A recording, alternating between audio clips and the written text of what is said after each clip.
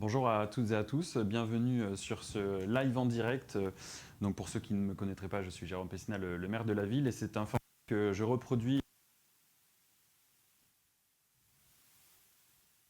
avec ce temps qui vous est premier au début d'année et ce second temps au mois d'octobre.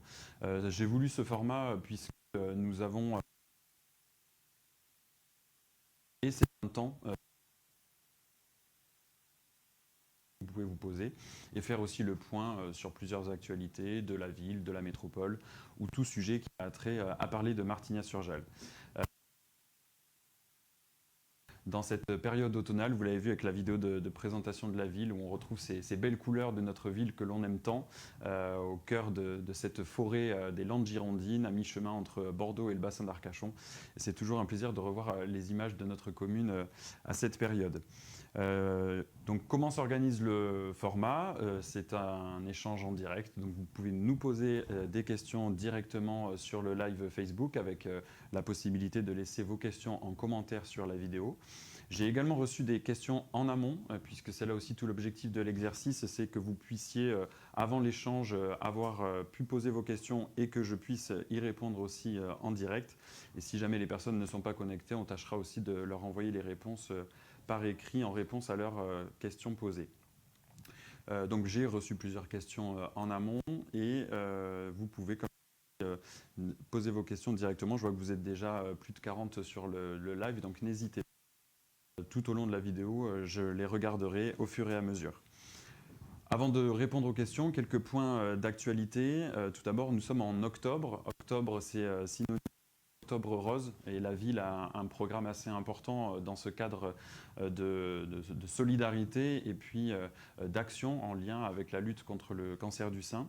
On a eu le 11 octobre dernier la manifestation Octobre Rose sportive qui s'est tenue, celle du Pays des Graves, avec l'association de boxe et puis Gymform qui ont proposé des temps de sensibilisation sur cette manifestation. On a aussi de nombreux clubs sportifs martignacais qui participent, le foot, le rugby et j'en passe et tant d'autres.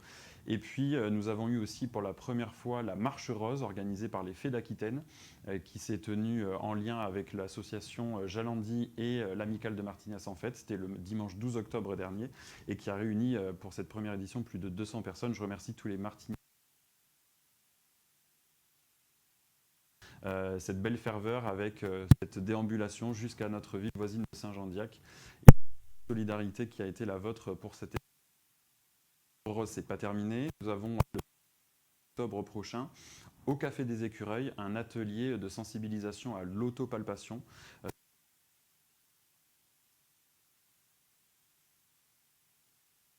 Écureuil. Global que nous lançons, donc il y a des événements sur le mois d'octobre, mais cœur de soutenir les actions sur la lutte contre le cancer du sein, et notamment grâce à l'action des Fées d'Aquitaine qui œuvre toute l'année. Vous avez pu retrouver les Fées d'ailleurs sur la buvette de la fête de la musique par exemple, ou sur d'autres événements. Deuxième actualité que je voulais vous livrer, c'est une actualité sur un gros projet que mène la ville en lien avec la métropole. Elle concerne le parc nature loisirs. Donc c'est un gros projet qu'a lancé la ville dès 2020 avec l'intégration du parc Moulin-Bidon et de la plaine Colette-Besson au sein du parc des Jalles de Bordeaux Métropole.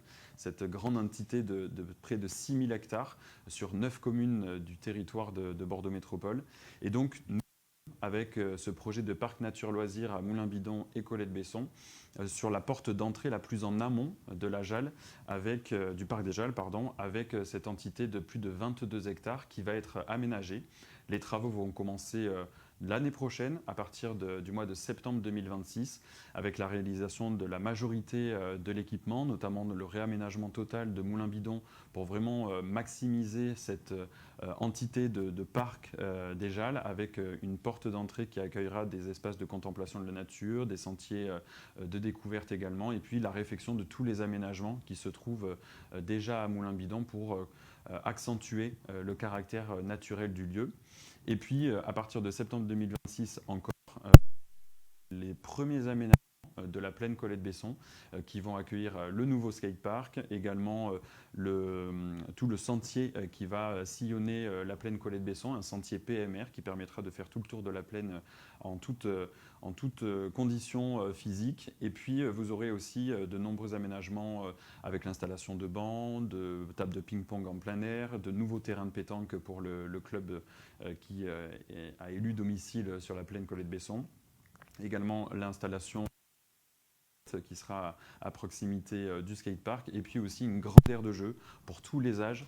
Nous avons les Tristan, et donc une grande aire de jeu sera disposée au pied de ces écoles. Donc les travaux en septembre 2026, avec une première phase qui va durer toute l'année, toute la fin d'année, et une deuxième phase qui sera de 2027 à 2028 et qui, elle, aménagera la partie la plus à l'est de la plaine Colette-Besson, avec notamment la réalisation d'un pump track et puis de balcons aussi qui donneront des vues sur l'entité de parc que nous allons créer. C'est un projet d'ampleur que nous menons de plus de 3 millions d'euros avec un soutien fort de Bordeaux Métropole, puisque sur la partie Moulin-Bidon, on est sur une enveloppe de 500 000 euros de travaux qui seront financés à 83% par Bordeaux Métropole dans le cadre de la politique du parc des Jalles. Et sur la plaine Colette-Besson, on est sur des travaux qui vont avoisiner les 2,5 millions d'euros. Et là encore, Bordeaux Métropole participe grandement à la réalisation de ce projet avec un financement à hauteur de 50%. Donc ça fait un reste à charge pour la collectivité d'un peu plus d'1 million d'euros. Mais vu le projet qui est présenté et qui répondra à l'attente de nombreux d'entre vous, et puis sur différents usages aussi qu'on pourra avoir de cette entité, c'est plus que bénéfique. Donc il nous tarde d'accueillir ces futurs aménagements. Autre point d'actualité sur les travaux encore, vous avez des travaux qui ont débuté en début d'année 2026 sur la rénovation de l'école maternelle Jean Castagnier, avec un petit peu le même schéma qu'on avait observé sur la rénovation de l'école Jean de La Fontaine, où on est sur un volume de rénovation à la rénovation énergétique, mais aussi sur de la modernisation de l'équipement, avec toute une rénovation donc, du bâtiment principal, et puis la rénovation totale aussi de la cour de récréation de cette école maternelle.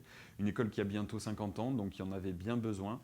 C'est un angle de travail que l'on a pris depuis le début de cette mandature, c'était de rénover ces deux écoles du centre qui, quand nous sommes arrivés aux responsabilités, étaient dans un état assez vétuste, et il était plus qu'urgent d'intervenir, donc plan d'urgence Ça a été le cas pour l'école Jean de La Fontaine sur les années 2022 et 2023, et ce sera donc le cas pour Jean Castagnier pour l'année 2026, avec un début des travaux fin août 2026 pour une réintégration des enfants dans les locaux en septembre 2026. Autre information sur des actualités travaux, vous le savez, nous réalisons un nouvel hôtel de police municipale. Celui-ci se trouvera dans les locaux de ce qu'on appelle l'ancienne Maison Rose, qui est face à l'hôtel de ville. Vous avez peut-être observé le démarrage des travaux avec la démolition de l'ancien garage. Ces locaux ils permettront d'accueillir dignement nos effectifs de la police municipale qui ont augmenté avec le recrutement d'un garde champêtre. Et les locaux actuels ne permettaient plus d'accueillir dignement nos agents, à la fois eux-mêmes, mais aussi vous, public, qui ont peut-être accès à des moments sur une demande aux policiers municipaux dans notre vie quotidienne. Donc la Maison Rose sera étendue avec un nouveau garage qui permettra de stocker tous les véhicules, que ce soit les véhicules voitures, motos et également tous les matériels qui sont ceux des policiers municipaux. Et également le système de la vidéoprotection qui sera relogé dans ces locaux. Donc là, les travaux ont bien débuté. Ils sont prévus jusqu'en début d'année 2026 avec une inauguration qui est prévue à la fin du premier trimestre. Autre actualité travaux, là encore, je reste sur ce volet. Ont débuté cette semaine les travaux de réaménagement des trottoirs de la rue des Bruyères et de l'allée des Fauvettes. Donc, c'est les petites rues qui entourent la place du marché des Bruyères, avec un objectif de refaire les trottoirs, mais aussi les massifs plantés. Au fur et à mesure, tous les arbres qui étaient dans ces rues mouraient. Et donc, nous avons profité de ces travaux aussi pour prévoir la revégétalisation de ces rues. Une réunion de concertation avait eu lieu dernièrement avec les riverains. Et donc, nous allons désormais débuter les travaux pour plus de 2 semaines, 3 semaines. Voilà, 2 ou 3 semaines.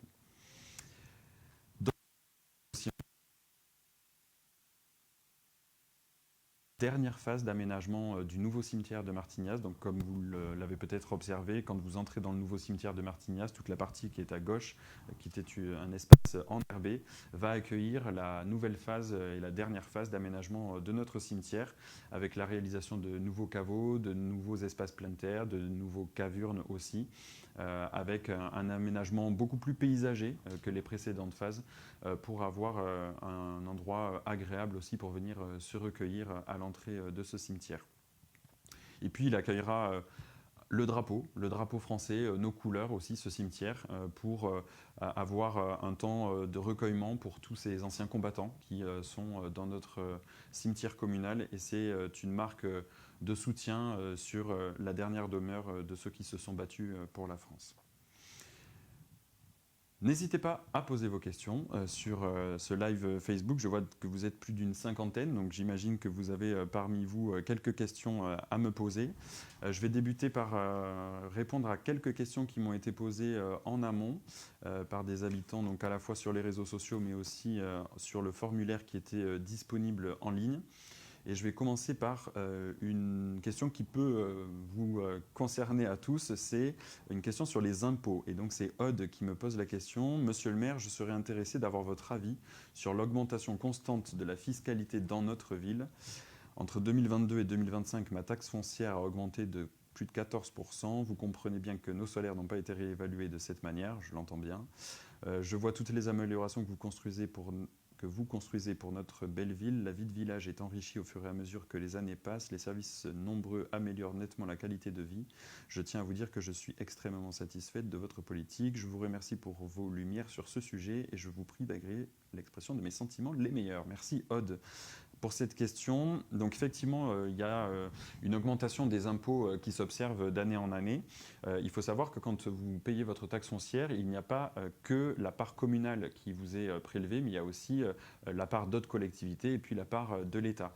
Et il se trouve que c'est la part de l'État qui augmente chaque année par la revalorisation automatique des bases. Et donc vous avez des augmentations au fur et à mesure des années qui ont conduit certainement à cette augmentation que vous avez observée de 14%. Pour vous indiquer, donc en 2022, vous avez eu 3,4% de revalorisation des bases de l'État, en 2023, 7,1%, en 2024, 3,9% et en 2025, 1,7%. Donc c'est bien cette base-là qui augmente et non pas la part communale qui, elle, n'augmente pas puisque la ville n'a pas augmenté sa part communale sur les taxes locales depuis près de 15 ans. Et sur ce avec donc une préservation aussi du pouvoir d'achat des familles tel que nous nous y étions engagés sur cette mandature. Et comme vous le dites très bien, derrière les impôts, c'est aussi tout le service public qui se met en musique. Et donc, sur toutes les compétences qu'a une commune comme la ville de Martignas, vos impôts servent à payer aussi toute cette mise en œuvre du service public. La compétence phare des communes, c'est les écoles, mais aussi tout ce que vous pouvez avoir en lien avec le sport, la culture, la vie quotidienne, les aménagements, les nouveaux équipements qui peuvent se mettre en place. Et puis, le fonctionnement quotidien des services. La ville de Martignas, c'est près de 200 agents qui, au quotidien, œuvrent pour vous. Et donc, il est nécessaire d'avoir aussi une rationalité de l'action en lien avec la raréfaction des deniers publics, avec un contexte budgétaire national qui impacte l'activité. Et ce pourquoi nous avons une action en la matière qui est plus que prudente, en ayant fait aussi des plans de sobriété énergétique qui nous ont permis de réduire drastiquement les consommations énergétiques et puis aussi des investissements durables pour permettre de réduire progressivement les dépenses observées par la collectivité. Encore merci Aude pour cette question qui permet aussi d'apporter une réponse claire à tout le monde.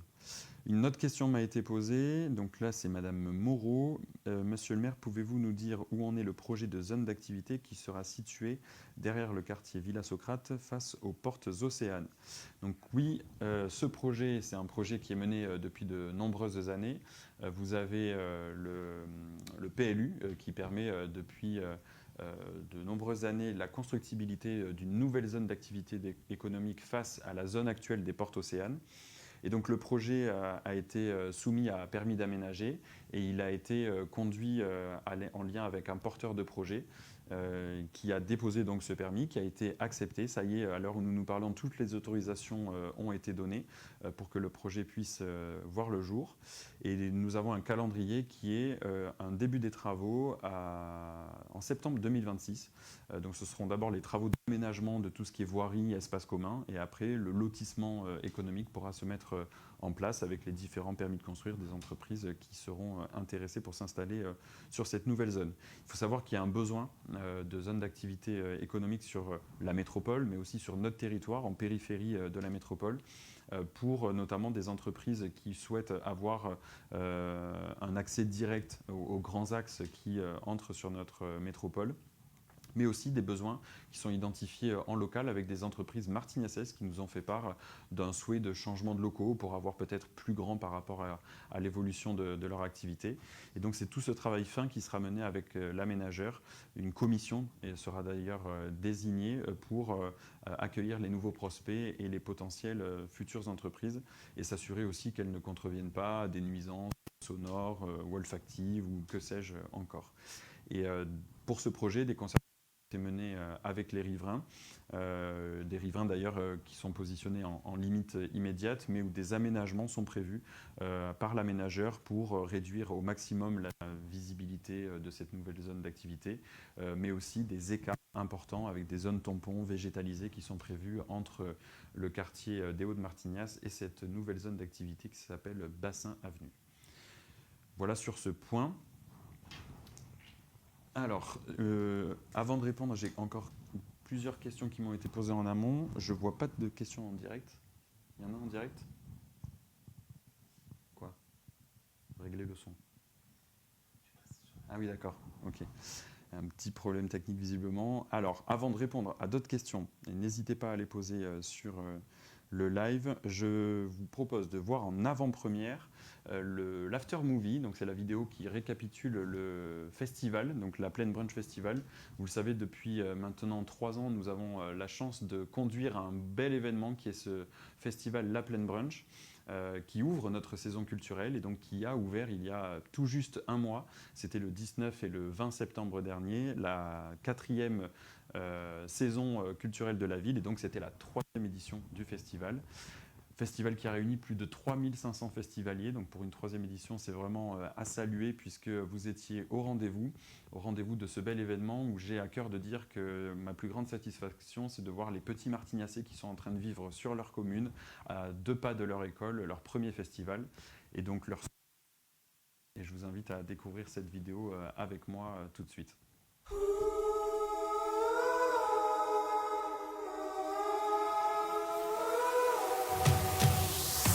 I've been on the roads now, coming home to my old town. This pretty smile, this pretty face, think I'm the happiest man on earth.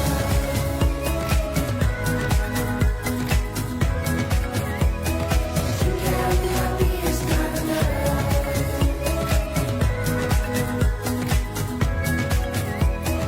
Think I'm the happiest man on earth.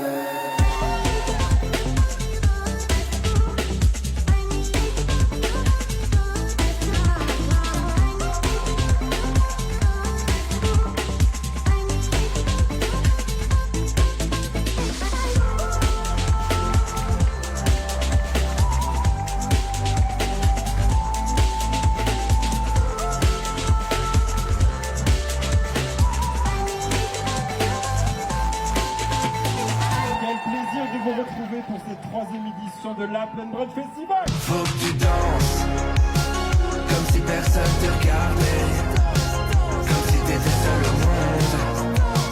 On peut pas plaire à tout le monde. Faut que tu danses, comme si personne te regardait, comme si t'étais seul au monde. On peut pas plaire à tout le monde.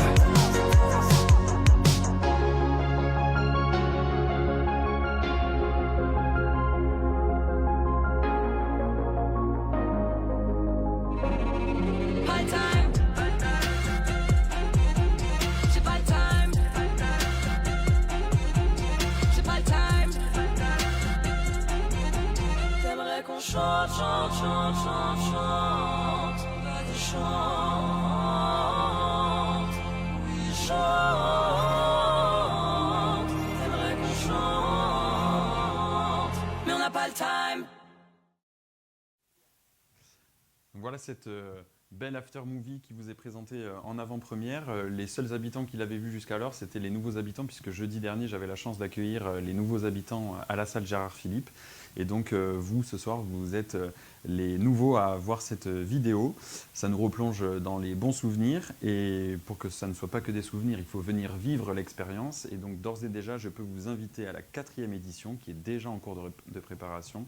Ce sera les 18 et 19 septembre 2026. Notez dans votre agenda cette 4e édition donc, de l'Aplen Brunch Festival que nous préparons avec les services. J'en profite pour remercier toutes les équipes. Le festival, c'est 3500 festivaliers cette année, mais c'est aussi plus de 100 personnes qui sont à l'organisation sur le temps de l'événement. Et puis, c'est tous nos services aussi qui, toute l'année, pilotent l'événement, le conduisent, l'imaginent pour toujours vous faire vivre une expérience améliorée au cœur de notre ville.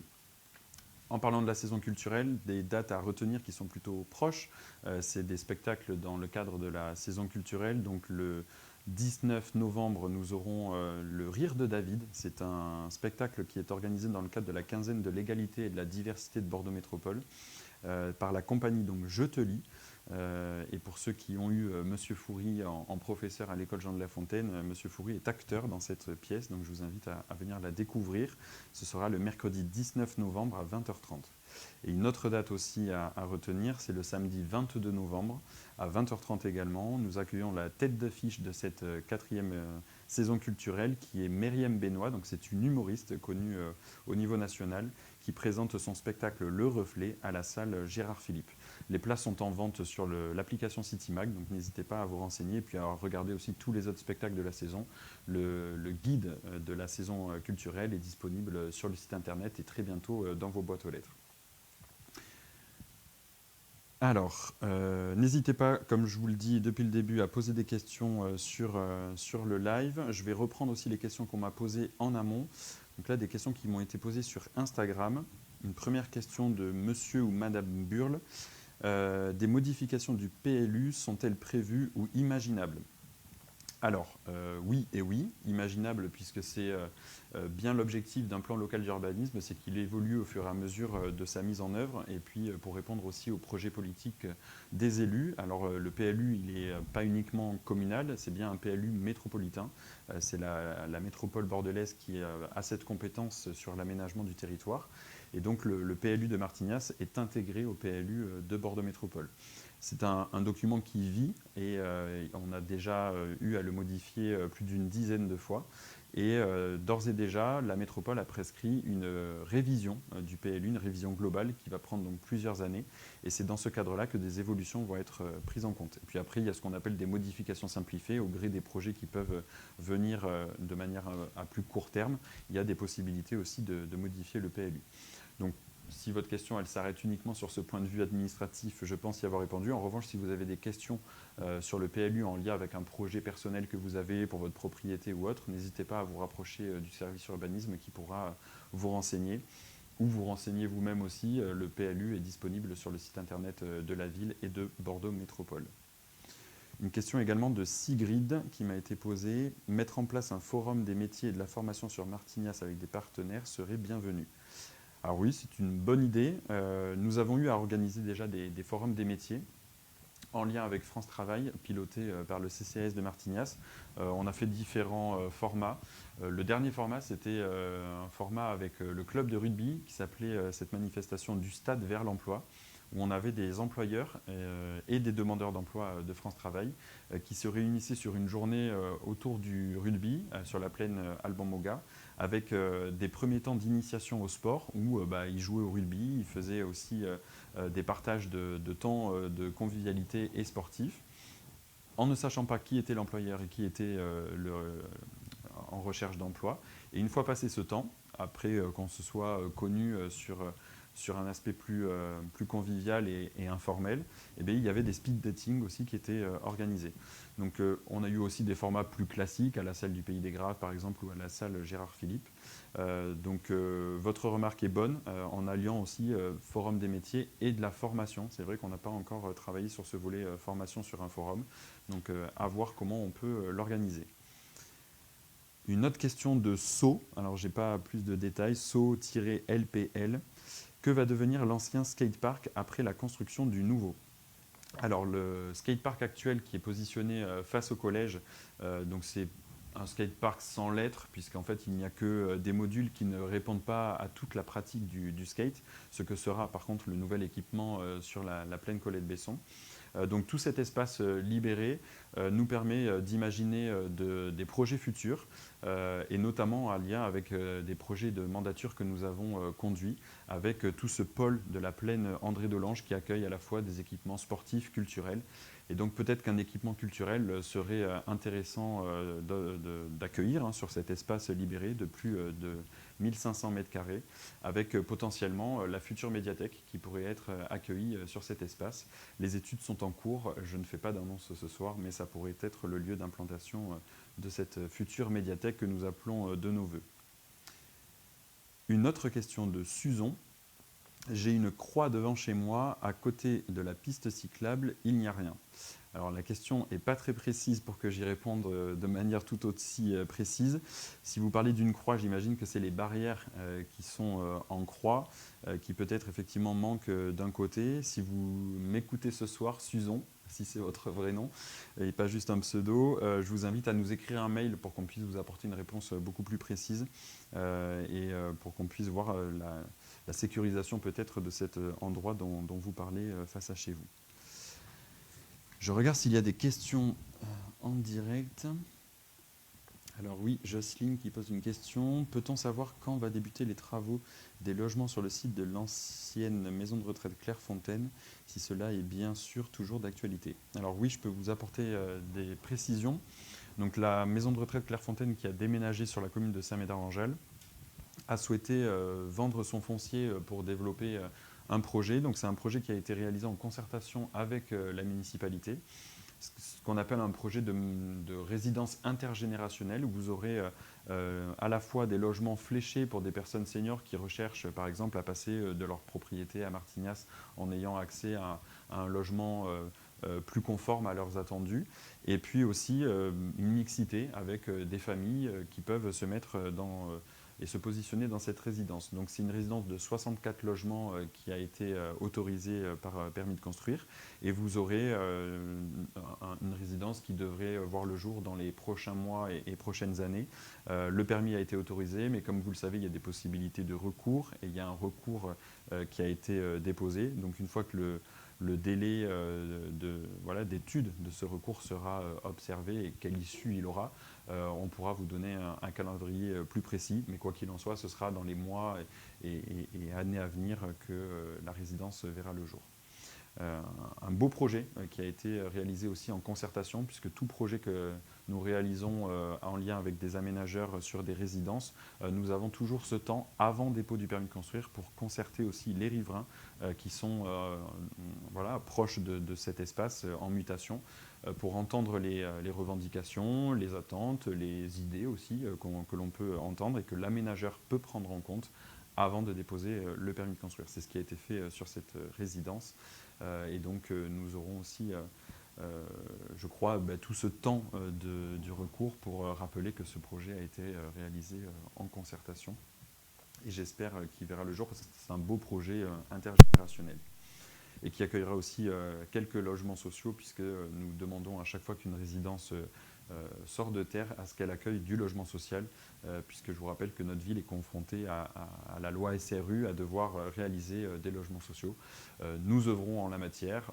On ne peut pas rattraper un retard qui est pratiquement irrattrapable sans faire, par exemple, un moratoire sur la construction de logements privés, ce qui n'est absolument pas souhaitable. Vous le comprenez très bien. Et je vois que Sigrid a entendu ma réponse. Super, vous avez posé la question en amont, vous avez la question en direct. Merci à vous. N'hésitez pas si vous avez d'autres questions. Je vois que vous êtes plus de 50, mais je n'ai eu que une seule question en direct. Donc n'hésitez pas à la poser. Quelques autres informations que je peux vous donner, et elles sont multiples. Vous le savez, on a une activité assez dynamique sur Martignas et on s'approche des fêtes de fin d'année. Et donc nous allons retrouver sur le premier week-end de décembre, du 5 au 7 décembre, le marché de Noël qui s'organisera au centre-ville, avec des temps forts aussi qui seront proposés, et sur ces 3 journées, des stands de commerçants, d'artisans qui vont vous proposer de nombreux produits, potentiellement pour faire les achats de Noël. Et c'est l'occasion aussi d'avoir une dynamique au centre-ville pour rappeler que nous avons la possibilité de faire nos achats de Noël dans nos commerces locaux qui sont là toute l'année, avec donc cette dynamique autour du marché, des décorations de Noël qui sont positionnées dans tout notre centre-ville.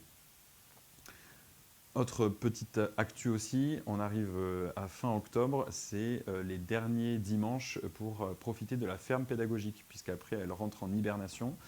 Vous avez donc la possibilité sur les derniers dimanches d'octobre d'aller la visiter, et ensuite elle réouvrira en avril 2026 au début du printemps. C'est une ferme qui accueille de nombreux visiteurs, que ce soit des scolaires toute l'année, avec des dizaines, voire des centaines d'établissements qui ont visité cette ferme pédagogique depuis son ouverture, avec l'obtention de l'agrément de l'Éducation nationale pour en faire une véritable ferme pédagogique. Des centaines de milliers de travaux aussi qui ont été conduits pour la mettre aux normes et puis permettre un accueil de qualité dans cet équipement qui accueille près de 200 animaux. C'est vraiment une chance, et une chance aussi pour tous les jeunes martignacais d'avoir autour de leur centre de loisirs cet équipement qui leur permet d'y accéder aussi tout le temps. Il y a aussi les crèches de Martignas qui y vont, et puis de nombreux partenaires, que ce soit le foyer de l'ADAPI ou aussi les résidents de la maison de retraite qui en profitent. Tout proche, c'est vendredi, je crois, c'est ça, la Ludoboom. Donc c'est notre conseil municipal des jeunes qui organise un événement à l'attention de leurs camarades, donc ce qu'on appelle la Ludoboom. En tout cas, c'est eux qui l'ont appelé comme ça, puisque c'est un événement qui est à la fois en lien avec le jeu, C'est le mot ludo, où ils proposent des jeux de société, des jeux vidéo aux jeunes qui viendront à la salle Gérard Philippe. Et boum, parce que cet après-midi de jeu se conclut par une fête qu'ils organisent pour les jeunes, avec ce projet de fin de mandature pour eux, puisqu'on arrive au bout des 2 ans de leur mandature. Et donc, passé cet événement, ils remettront leur mandat en jeu pour ceux qui peuvent toujours se présenter, et les candidatures sont ouvertes pour les nouveaux futurs élus du Conseil municipal des jeunes. J'invite les parents qui nous regardent à inciter leurs enfants à découvrir ce qu'est le CMJ. Et si vous avez des enfants qui sont scolarisés du CM1 à la 4e, je crois que c'est ça, vous pouvez les inviter à présenter leur candidature s'ils le souhaitent. On a vraiment des animateurs qui leur font faire beaucoup de choses tout au long de leur mandature sur les 2 années. Le premier mandat aussi avait une grosse action en lien avec la citoyenneté pour découvrir à Paris nos institutions. Ils étaient partis découvrir l'Assemblée nationale et le Sénat. Et sur ce 2e mandat, nos jeunes élus sont partis à Santa Cruz de Bessana, notre ville jumelle, à l'occasion du 25e anniversaire. Et sur tout un week-end, ils ont pu profiter aussi de ce partage de culture, partage de temps avec des jeunes de Santa Cruz de Bessana, donc des jeunes espagnols. Et c'était vraiment une richesse. Donc n'hésitez pas à leur parler de cette élection qui s'organisera donc en décembre prochain. Je le rappelle, posez des questions, c'est l'occasion. Le live va durer encore à peu près une vingtaine de minutes, sauf si vous n'avez pas de questions, ou je devrais clôturer bien plus tôt. À force, je serai à court de sujets, donc n'hésitez pas. Autre point d'actualité, c'est une actualité locale. Vous le savez peut-être, même si on ne passe pas devant tous les jours. Nous allons inaugurer très prochainement les nouveaux 50 logements du camp de Souges, qui sont donc des logements militaires qui sont portés dans le cadre d'un plan national porté par le ministère des Armées, qui vise à créer sur nos bases militaires des possibilités de logement pour nos militaires. Et c'était un réel besoin à Martignas d'avoir de nouvelles capacités d'accueil de militaires sur notre territoire. Et donc, après un gros travail de partenariat avec l'aménageur, en lien avec les services de l'État aussi, nous avons la chance de bientôt accueillir des nouvelles familles martignacaises, donc des militaires, que ce soit des militaires du 13, de la BA 106 aussi, ou même de la gendarmerie, qui seront positionnés dans ces 50 nouveaux logements, avec des possibilités d'accueil aussi de leurs familles, et donc des possibilités de les accueillir dans nos écoles. En parlant du camp de Souges, pour ceux qui sont intéressés par cette question du devoir de mémoire, je vous invite à venir avec nous le dimanche 26 octobre au camp de Souges pour célébrer et commémorer les 256 fusillés de Souges. Donc c'est une manifestation annuelle que nous tenons au mémorial du camp de Souges. Pour ceux qui n'ont pas eu l'occasion de découvrir et de participer à cette commémoration, je vous invite à le faire. C'est toujours un moment empreint d'émotion, où les noms des 256 fusillés sont annoncés lors de cette commémoration, et c'est un temps toujours très fort. Pour rester sur ce domaine militaire, j'ai eu la chance de participer la semaine dernière à Paris à une rencontre entre l'armée de terre et les collectivités, à l'invitation de l'armée de terre, mais aussi de l'Association des maires de France, qui pour la première fois, ces 2 entités ont signé une convention qui forge les liens étroits qui nous lient entre les communes de garnison, comme nous sommes à Martignas, et leur régiment, avec une invitation à déployer et à faire œuvre de partage et puis de construction sur des actions en commun pour faire vivre ce lien armée-nation que nous savons très fort à Martignas, avec de nombreuses actions que nous faisons vivre tout au long de l'année entre le 13e régiment de dragons parachutistes et puis la ville. Je pense notamment à nos 2 classes défense au collège Nord d'Aquitaine, avec nos jeunes collégiens qui ont la chance d'aller à de nombreuses reprises sur le camp pour avoir cette démarche à la fois historique, mémorielle, mais aussi sportive, et qui font vivre les valeurs de nos armées dès le plus jeune âge. Donc c'était une visite très intéressante où on a pu découvrir de nombreux stands sur l'actualité de l'armée de terre, mais aussi échanger avec les différents partenaires sur cette relation entre les collectivités et l'armée. Je ne vois pas de nouvelles questions. Soit j'ai répondu à tout, soit tout est tellement clair que vous n'en avez pas. N'hésitez pas, c'est quand même l'occasion de les poser sur ce temps-là qui vous est proposé. Encore quelques minutes passées ensemble. Et je vois Jocelyne qui nous remercie pour les informations. Merci Jocelyne. Qu'est-ce que je voulais vous dire d'autre? Je crois que j'arrive à court des sujets d'actualité. Si, vous dire aussi que nous avons obtenu un label, le label Ville étoilée. C'est un label que nous avions obtenu en 2017 avec une étoile qui avait salué l'extinction de l'éclairage public.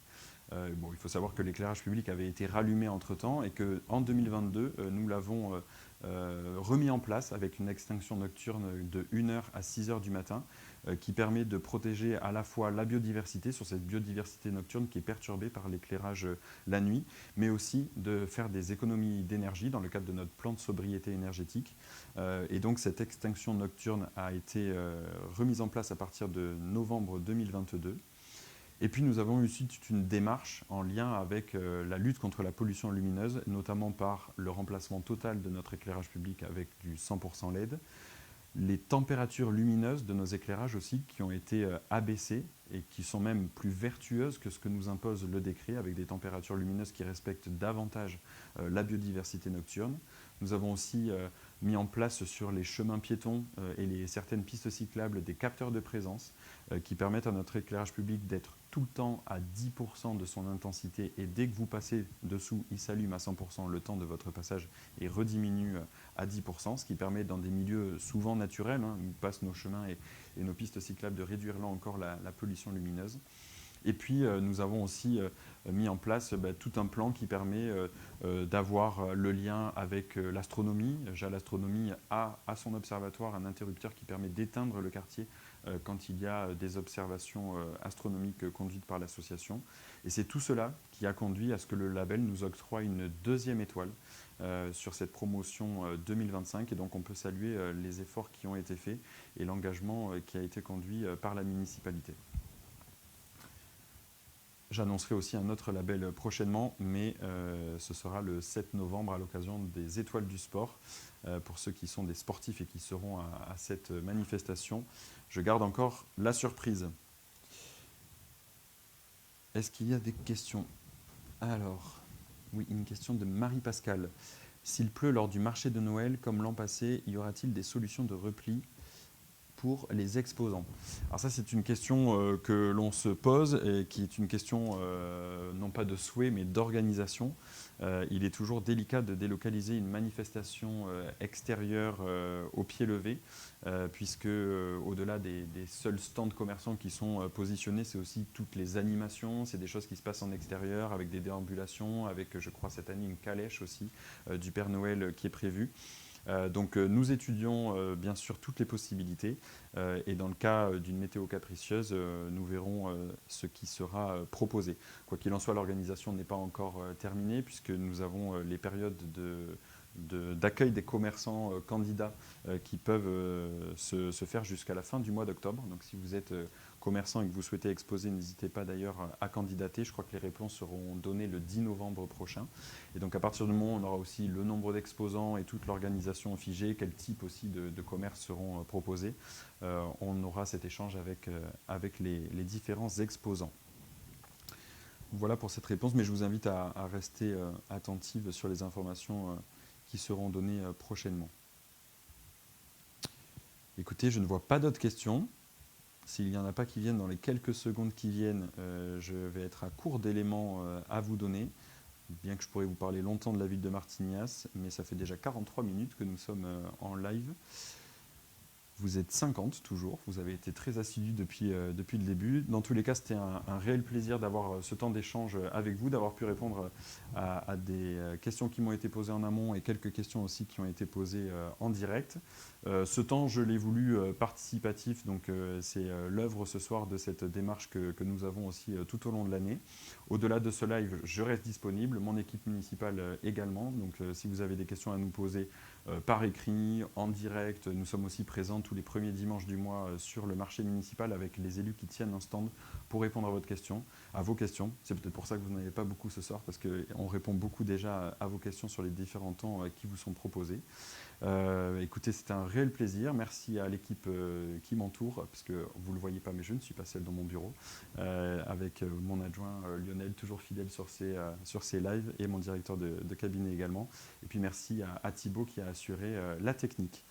Je vois vos remerciements. Merci à vous. Je vous souhaite une très belle soirée et je vous retrouve très prochainement sur les événements de la ville.